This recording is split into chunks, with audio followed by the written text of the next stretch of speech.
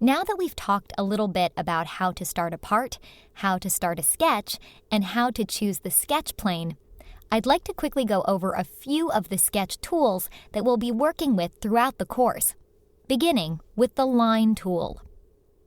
The Line tool can be activated from the Sketch toolbar, and when I do, we can see in the Graphics area that the cursor is now a pencil with a line next to it, meaning we are in Sketch Line mode. With the Line tools active, I'll click anywhere to start sketching the line. I'll click and release the mouse to sketch the first point, and click again for the end point. When I move my cursor, you can see that SOLIDWORKS is actually creating a chain of lines. This is convenient because oftentimes you want to create a complete chain of lines to eventually make up a closed profile. Once I click on the last endpoint, you can see the chain of lines is closed. If I click again to start a new chain of lines, I can end this chain by double-clicking. Alternatively, I can end the chain by right-clicking, and you can see End Chain here in the pop-up with double-click in parentheses. Anytime there's a shortcut, SOLIDWORKS will display it in parentheses as you see here. So I'll click End Chain to end the chain of lines. Notice that as I created these first few chains, I began by clicking once, clicking again for the endpoint, and then clicking each endpoint and continuing. However, if you just want to create a single line, there's another way I can do this. Let me end this chain of lines by double-clicking. Now, instead of clicking and releasing, this time I'll click and hold down the mouse button and release it to create the next endpoint. When I do, you can see SOLIDWORKS didn't create a chain of lines this time.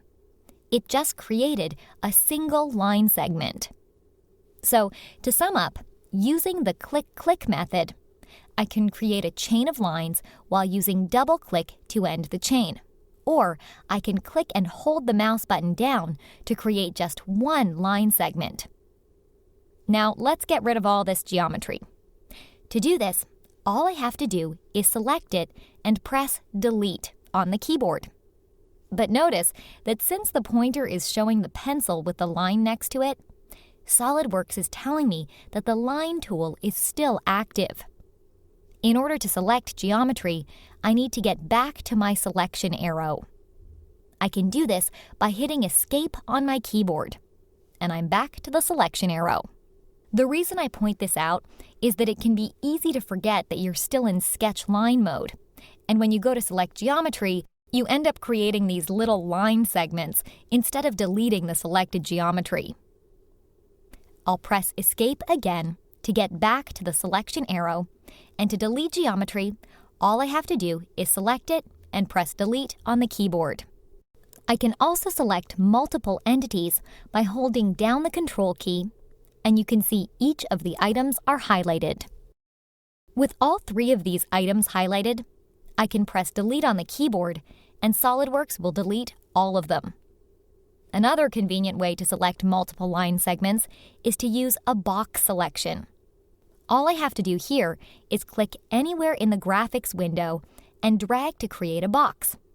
Anything that's completely inside the box is going to be highlighted when I release the mouse button, and I can press Delete on the keyboard.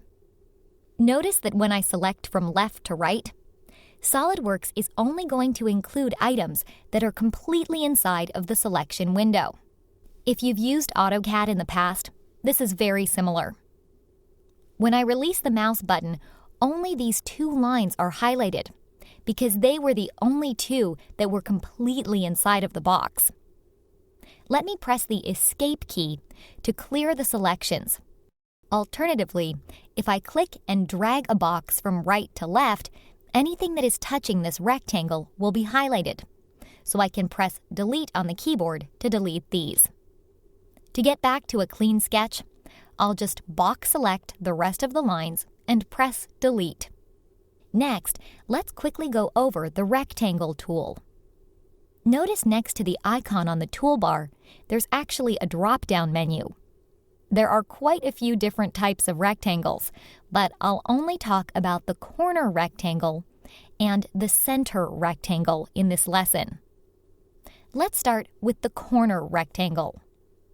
With the corner rectangle selected, you can actually see next to my pointer the two red dots which indicate that this is going to be a corner rectangle.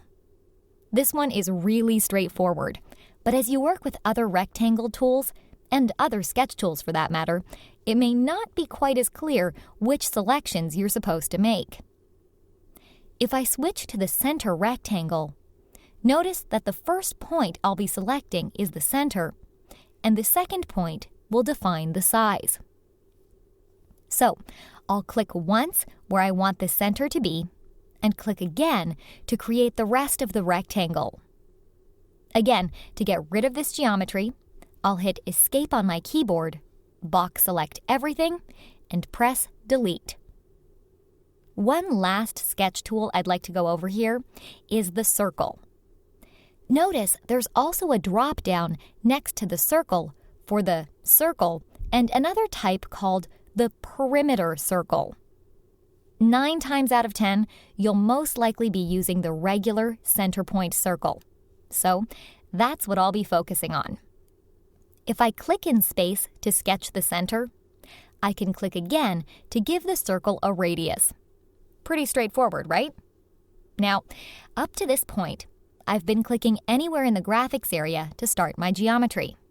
But it's a good idea to keep in mind where the origin is. Notice that if I create a new center point of a circle directly on the origin, a small yellow flag appears next to my pointer. This yellow flag is what's called a geometric relation in SOLIDWORKS, which tells me that the center point isn't only close to the origin, it's actually coincident, or in other words, directly on the origin.